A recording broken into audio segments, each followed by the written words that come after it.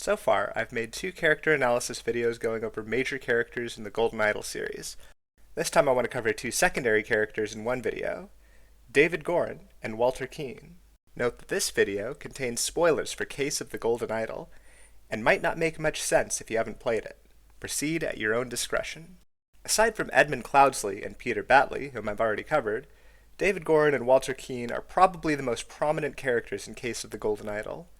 They're also set up in opposition to one another, with David filling the role of Edmund's loyal sidekick, and Walter acting as a thorn in Edmund's side, either actively trying to kill him or joining him in a tenuous alliance, only to betray him later.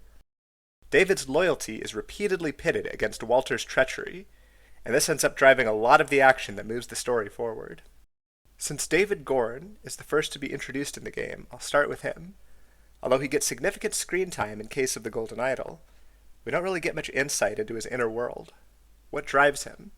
How did he acquire his skills as an assassin, or warrior monk, or whatever he is? Why does he pledge his undying loyalty to Edmund Cloudsley? While the game doesn't give us easy answers to these questions, we can try to extrapolate some based on what we see of this mysterious man.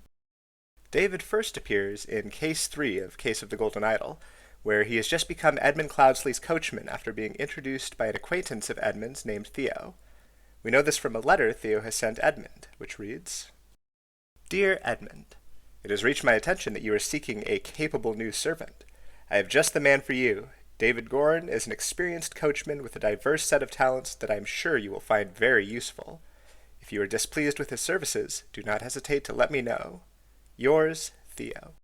As far as I can find, this is the only time we ever hear of Theo. Based on the language used in the letter, he seems to be a colleague of Edmund's with similar social status. As it turns out, Theo excels at sourcing talent, because David Goran goes on to be the most competent and loyal employee Edmund could possibly have asked for. Despite the suspiciously vague language around David's skills in the letter, there's nothing to indicate Edmund was involved in any kind of shady criminal activity before David entered his employ. In this context, Edmund's next job for David seems downright bizarre.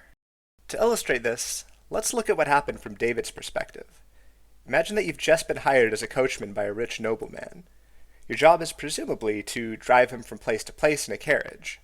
That means the main competency you need is riding and steering horses. You also need to know how to keep the carriage well maintained, the horses well groomed, and so on.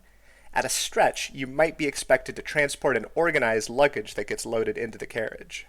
Your first drive for your new employer goes smoothly, bringing him to his nephew's estate where his brother's will is being read. While you are waiting outside, you hear shouting from inside the house, and your employer's nephew runs out chasing a man who is leaving with a golden statuette. The nephew angrily orders his stable hands to seize the statuette, but when they try, the man points it at one of them and magically sets him on fire. While the poor stable boy screams and burns to death, your employer simply raises his glasses and remarks on how fascinating the spectacle is. At some point not long afterwards, possibly before the burning stable hand is even dead, your employer indicates the golden statuette to you and says, "You see that? I want it. Follow that man, steal it from him, and bring it back to me." This mental image, along with the letter David carries while carrying out the job, inclines me to think he must have had some degree of training as a thief or assassin to follow Edmund's orders so readily. The letter in question reads, "Remember that you, as an agent of our trading company, have to reflect its values to the fullest. 1. Never be late. The client leaves the port on the 10th. 2. Be persuasive. Do not take no for an answer. We must get the client's product. 3. Be effective. Once you get the client's product, deliver it to me immediately with the servant boy. Most importantly, no matter what you do, be mindful of our reputation. Our names must remain spotless." This letter is obviously written by Edmund, though I'm not sure why it was necessary. Despite being vague, it would seem pretty suspicious if anyone found it on David, and it doesn't really contain any information that Edmund couldn't have relayed to David verbally once Willard Wright, the man holding the Golden Idol, was out of earshot. My guess is that because David hadn't proven himself capable yet, Edmund thought these written instructions might be necessary in case David forgot any of the details included. David succeeds in his mission to steal the idol, but not without a hitch. He follows Willard Wright to the Little Mermaid Inn, where he is spending the night before departing the port, as mentioned in the letter. David checks into the room across from Willard's under the pseudonym Ash Blair, which is the brand of tobacco he likes to smoke. At night, he creeps into Willard's room through a trapdoor in the ceiling and begins searching for the idol while Willard is asleep. However, when he opens a music box that Willard won while playing cards, the music wakes up Willard, leading to a confrontation between the two. David ends up stabbing and killing Willard, after which he finds the idol and tosses it out the window to Little Pip, the servant boy mentioned in the letter. While Little Pip takes the idol back to Edmund, David sets about framing Willard's murder on Robert Redruth, an escaped convict in the area. He writes a message on the wall in blood, and gives Robert Redruth a note telling him to lay low for a while. With that done, he goes back down to the ground floor of the inn and sits down to play cards with the other patrons, like nothing happened. By the next case, which happens a couple years later, David's performance as a coachman has earned him a room in Edmund's manor alongside Edmund's house servants. There's a memo from Edmund to the other servants saying that David's job often requires him to enter or leave the house at night, and a note from Edmund to David instructing him to clean up the barn so that Edmund can continue to experiment with the idol. I would assume that both of these notes are related, though I'm not sure why David would need to wait until night to clean the barn. Maybe Edmund is sending David out to steal materials for his research, but that seems like an unnecessary risk, given that Edmund can probably afford to buy whatever he needs. David's work could also be related to the death threats Edmund has been getting in letters from various people. One of these is from the Brotherhood of Masks, an organization to which Willard Wright belonged. David might be going out to spy on Edmund's enemies in order to thwart potential assassination attempts, though there's nothing to confirm this. It's at this point that Walter Keene, a Brotherhood agent tasked with killing Edmund and reclaiming the idol, enters the story. Compared to David Goran, who gets a comparable amount of screen time, we are shown a good deal more of Walter's personality and motivations. He's an opportunistic ne'er-do-well who allies himself with whomever he believes can benefit him the most. He looks out for himself first and foremost, but his cunning has limits, and his treachery often gets him into trouble. By now, Walter has investigated the events at the Little Mermaid Inn, and deduced that it was David Goran who killed Willard Wright and took the idol. He hires Ada Baker to work for Edmund as a maid and assassinate him. Her opportunity arrives on the day of Edmund's dinner party, when she poisons his peptic tonic. This plan almost works, but by chance, Edmund's sister, Rose Kubert, asks to try the tonic at dinner.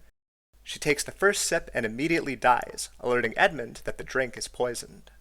This prompts Edmund to hide out in a remote woodland cabin, bringing with him his servants including David. Edmund instructs David to secure a corpse to see if the golden idol can resurrect it. Unfortunately, the contact David tries to get the corpse from turns out to be Walter Keene. Walter and a pair of hired thugs show up at the cabin with a coffin containing a straw man. After David opens the door for him, they club him over the head, knocking him out. In the ensuing shenanigans, the two thugs are killed, and Walter is captured. Edmund convinces Walter to switch sides and join him in his plan to take over the Brotherhood of Masks. In order to avoid any further assassination attempts, Edmund takes this opportunity to fake his own death. Of course, the challenges related to this task, such as providing a false story to a coroner, fall to David. He's also responsible for keeping an eye on Walter going forward. By this point, David has gone far above and beyond the job expectations of a normal coachman. He is Edmund's right-hand man, trusted with his employer's life thanks to the dedication he's shown. This is in contrast to Walter, whom Edmund considers intelligent and a useful ally, but untrustworthy. Regardless, Edmund privileges both of them with knowledge of his grand plan. At a secret hideout that we see in the game's epilogue, he uses the golden idol to make himself young again in front of David and Edmund, prompting them to both salute him in awe. From that point on, Edmund goes by the name Lazarus Hurst, keeping his real identity a secret. Something to note. Edmund believes Walter switched sides due to being impressed by his vision for society, but he more likely just wants to share the fruits of the golden idol's power. During the epilogue, the shocked look on his face is probably from him realizing he can have eternal life by working with Edmund. At this point, Walter is confident in Edmund's ability to take over the Brotherhood of Masks, as he follows through in helping Edmund, or Lazarus, join the Brotherhood as a new member.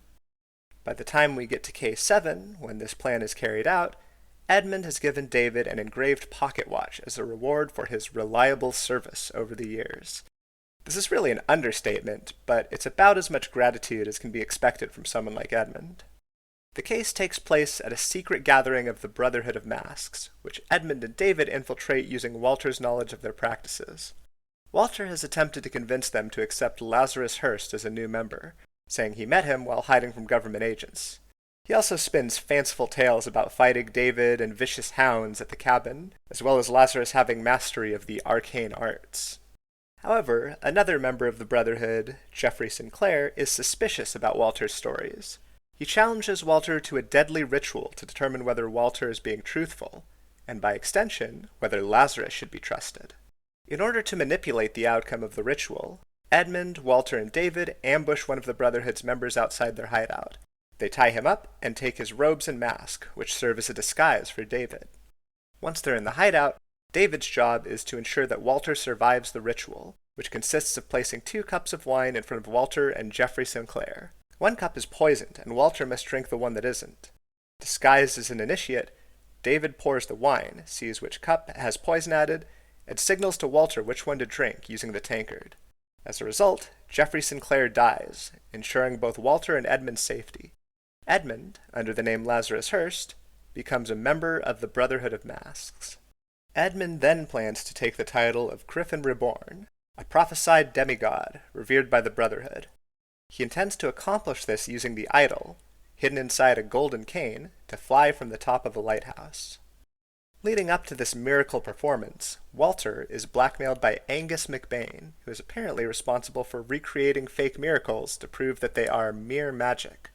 Walter betrays Edmund, telling Angus about the magical artifact that Edmund is planning to use to fly from the lighthouse and how to operate it. This strikes me as a moment where Walter's treacherous nature works against him. Until this point, he's been betting on Edmund succeeding in his plan, so in terms of Walter's overall strategy, this is a bad time to betray him. It seems like Walter only caves to the blackmail because he's backed into a corner, forcing him to give up on his previous plan in order to save himself in the short term. This explains why he seems so panicked when Angus fails to reproduce Edmund's miracle and falls to his death from the lighthouse. Walter rushes to his body and takes the broken golden staff off him, on the pretense of fetching it for Lazarus Hurst, the new Griffin Reborn. Secretly, he also grabs a letter containing his response to Angus's blackmail, along with a fancy-looking snuff box. I like to think the snuff box was just him being unable to resist his greed, even while rushing to hide evidence. Side note here. Someone in the comments of one of my previous videos suggested that Walter might not actually have betrayed Edmund, assuming he knew how the idol worked and that Angus would die. This is a plausible idea, but I'm going to rule it out in this video for 2 reasons. 1. If you look at the construction of the cane, it's impossible to tell whether the idol's gem is blue or red without taking it out. This makes me think there was a non-zero risk Edmund could have underestimated the amount of air in the idol, and Angus could have survived, which would have been a problem. 2. In the Order Party file on Walter that we see later, it says he betrayed Edmund during his ascension ritual. However, Edmund says in a cutscene before this that Walter was secretly in possession of the golden idol. This is already an acceptable reason for the Brotherhood to call him a traitor, and had nothing to do with the ascension ritual. So there's no reason for Edmund to say it unless he truly has reason to think Walter betrayed him. In any case, Edmund punishes Walter by taking 32 years of his life with the idol. 10 of these years are purportedly for wearing funny hats, which seems a bit harsh. Edmund also expels him from the Order Party, the new political party he forms with the Brotherhood as they prepare to take over the country. Edmund becomes the Prime Minister of Albion by having an opposition candidate assassinated while framing the other opposition party. He then begins using the golden idol to take life from common people and give it to himself and his associates. David is given a low-ranking position in the party, likely because a high-ranking one would seem too suspicious to any Brotherhood members who remembered his association with Edmund. Notably, while Edmund forbids alcohol as part of his 4 maxims of virtue, he does not ban tobacco. I suspect this is specifically for David's benefit.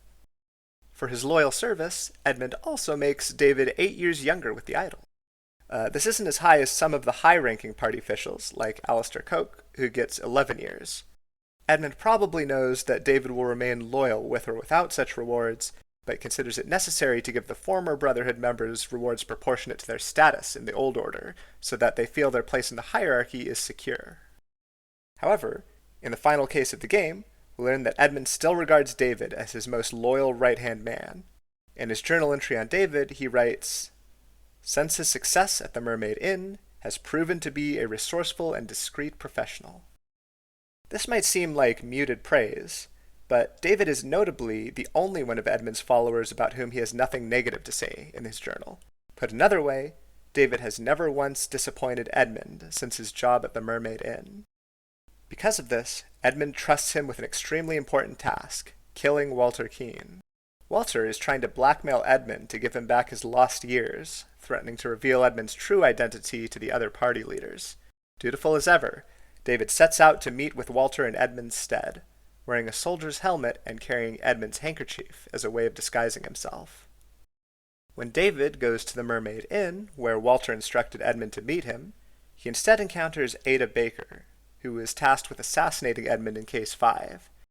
David gives Ada the handkerchief, convincing her he is Edmund, so she gives him a note from Walter, which says, "You will find me in the place where we two first met. There we can talk."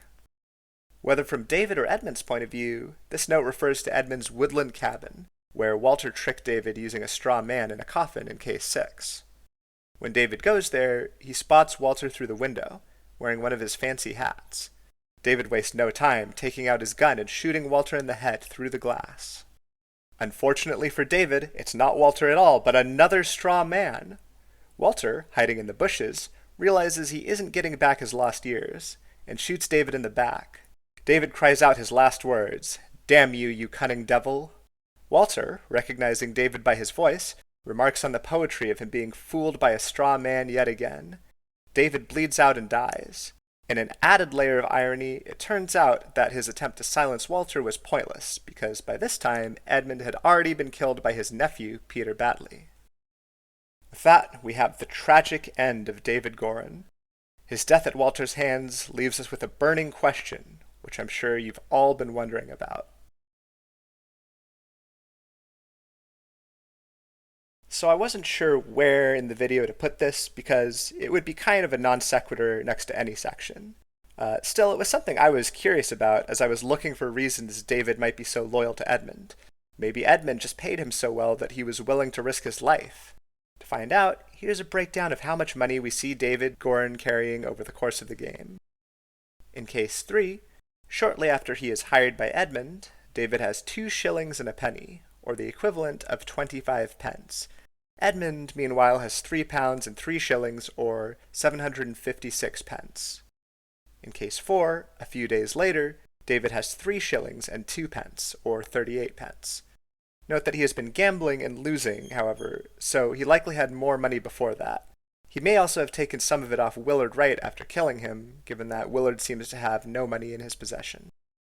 In Case 5, we see some of David's possessions in his room, but no money. Presumably he has it on him, but we don't see him in this case. We do see that Ada Baker's yearly salary is £9, or 2,160 pence. We also can't see the extent of Edmund's savings, which are probably in the bag next to the golden idol in his safe. In Case 6, David has 5 shillings and 3 pence, or 63 pence. In Case 7, we see the pocket watch Edmund gave to David in his bag, but no money. By Case 10, the currency has changed to Albion francs, of which David has only 1. We don't get a conversion rate, but we do see that Alistair Coke and James Turner seem significantly wealthier. In Case 11, David has no money at all. In summary, David's pocket change is an average of 42 pence of all the instances where we see it, and it roughly doubles over the course of a year or two. Given the limited number of samples and lack of information about any other savings, this doesn't really give us a clear picture of David's salary, except that his pocket money seems commensurate with other characters in the servant class, with Edmund having about 30 times more pocket money. According to what I could find on Google, in 18th century England, which is analogous to the game's setting, the average salary for a servant was anywhere from £3 to £20 per year, with additional benefits like board and lodging. David appears to be on the lower end of this range, assuming he only spent pocket money on non-essentials and did so slowly over the course of a year. Since wages for servants could vary depending on the wealth of the employer, I wanted to put together an estimate of Edmund's overall wealth as well. I tried to value Edmund's home, but the closest I could find in real life was the vastly bigger looking Castle Howard, which cost about £78,000 to build. This doesn't tell us much about the cost of the land itself, but I would guess that Edmund's estate, including the land, is worth somewhere in the rough neighborhood of £5,000 to £15,000. Finally, Google says an 18th century noble had an income of £500 to £1,000 per year. All of this makes it seem like Edmund did not pay David particularly well for the kind of work that he did, or for the amount of money that Edmund had access to, and this is by the salary standards of the time, which were already extremely poor in terms of income inequality. After all, David didn't just drive carriages, he killed and died for Edmund. Surprisingly, the pocket watch Edmund gave David may have been extremely valuable, in the range of 20 to 70 pounds. This, along with the 8 years of life in Case 10, makes Edmund seem a bit more generous to David. Anyway, back to Walter. In the final case, we see Ada Baker at the Little Mermaid Inn, saying that she and her employer, who is presumably Walter, plan on fleeing the country. Since we don't see anything to the contrary, this is most likely what happens in the aftermath of Edmund's death and the fall of the Order Party. Now that I've gone over David and Edmund's story in the game, it's time for the analysis. Once again, I'll start with David. David Goran's story in Case of the Golden Idol seems tragic from beginning to end. He gets handed to Edmund by Theo as if he's a birthday present, and immediately has to start stealing and killing for his new master. This continues for years until David dies in an attempt to protect Edmund, one which is pointless because Edmund is already dead. We never really see him do anything just because he wants to, and aside from the rare expressions of gratitude he gets, it's not clear what motivates his undying loyalty to Edmund. As I explained in the previous section, David was probably paid moderately well, counting the pocket watch, but that's not a particularly satisfying explanation. All I can think of is that David and Theo were very close, but had to part ways for some reason. Maybe Theo saved David's life or something, and so David's loyalty to Edmund was an extension of his loyalty to Theo. It's also possible that when Edmund discovered that the Golden Idol could reverse aging, David saw an opportunity to become immortal alongside Edmund. After all, this was probably Walter Keane's motivation. However, David doesn't really do anything to suggest that, and doesn't seem all that troubled by receiving less merit than the other Order Party members. Whatever the reason, David never falters in his loyalty to Edmund. In Case 10, he does get in a bit of trouble for having a secret compartment in his locker and denying it. If you can call 2 years of his life a bit of trouble, that is. However, nothing ever comes of this, which makes it seem like the compartment was probably for hiding some minor contraband or something. In general, I really enjoy the archetype of an extremely talented henchman with undying loyalty to the main villain, and a zealous devotion to their worldview. One example being Teru Mikami from Death Note. The fact that these kinds of characters tend to be so underappreciated really makes me root for them. In David's case, however, I find it unfortunate that we don't know what he thinks of Edmund's politics, or his grand plans for Albion. The contrast between David and the treacherous Walter Keane is interesting, and there's definitely something fitting about him dying shortly after Edmund does under unrelated circumstances. I think Edmund owes the majority of his success to David, who is all around more capable and more talented than Edmund when it comes to negotiating dangerous situations. As I said in my video about Edmund, I consider him to be both evil and stupid, which makes David's loyalty seem misplaced and his story even more tragic. If only Theo had introduced him to Peter Batley instead. Walter Keane, meanwhile, is definitely a morally dubious character, though this is par for the course in the Golden Idol universe. His criminal past and repeated treachery rightly cause the people he works with to distrust him, which makes it difficult for him to secure stable, fruitful alliances, and despite being nicknamed the Gentleman Robber, he has little to no honor. Just like with Edmund, I think Walter's supposed cunning is oversold. Had he succeeded in killing Edmund at the Woodland Cabin, he probably would have just taken the Golden Idol for himself, as Geoffrey Sinclair claimed he did. When you think of it that way, his alliance with Edmund represented a tactical failure in his ability to kill Edmund and take the idol as originally planned. It's even possible that he would have been better off at that point, continuing to work for the Brotherhood, were it not for the fact that he disappointed them by failing twice already. As I said before, his betrayal of Edmund at the lighthouse represents yet another failure, and one which only becomes worse when Edmund succeeds in spite of being betrayed. In retrospect, even if Angus MacBain had reported Walter to the Chief Inspector as he threatened, Walter probably wouldn't have had to face many consequences, because Edmund could have just pardoned him after becoming the Prime Minister of Albion. On the other hand, Walter could have committed more fully to betraying Edmund by revealing his true identity to the Brotherhood, along with the fact that he possessed the Golden Idol. Hoping Angus MacBain would manipulate the input symbols and use the idol without realizing what it was an incredibly risky play. But then again, if Walter had waited until then to reveal that Lazarus Hurst was Edmund Cloudsley and that he had the idol, the Brotherhood would probably punish him for not telling them earlier, as well as bringing Edmund into their order. Walter's ideal scenario was probably that Angus would repeat the miracle, Edmund would be executed without his identity being revealed, and Walter would steal the idol from the Keane when no one was looking. Of course, that plan is wildly optimistic and relies on several things all going right for Walter when he and Edmund are both lucky that anything went right. I think Walter's series of failures illustrates that even if he was only looking out for himself, being so treacherous was still not in his best interest. Switching sides over and over again doesn't make him cunning. It's a cowardly defense mechanism that he deploys with little or no forethought at the last minute, and it causes far more problems for him than it solves. Despite his shortcomings, Walter Keane is definitely an interesting character, and his actions are pivotal for driving the plot of Case of the Golden Idol, almost as much as Edmund Cloudsley's. Whether he's really a gentleman or not, he wasn't nearly as bad as Edmund, so it's nice that at least someone in the game had something resembling a happy ending. Hopefully, he and Ada Baker live in peace after they escape Albion. That wraps up my analysis of David Goran and Walter Keane. With that, I've covered all the characters in the base game of Case of the Golden Idol that are fleshed out enough to make a video on. I think their stories provide a lot more drama than Edmund's does, with both characters usually having to depend on their own quick wits to resolve dangerous situations, while Edmund just gets to sit back and let his henchmen handle things for him. They're also both more likable than Edmund, at least in my opinion. Thank you all for watching, and thanks for all of your comments on my videos. Hopefully you enjoyed this double feature character analysis. I have plenty more character videos planned, so look forward to the next one.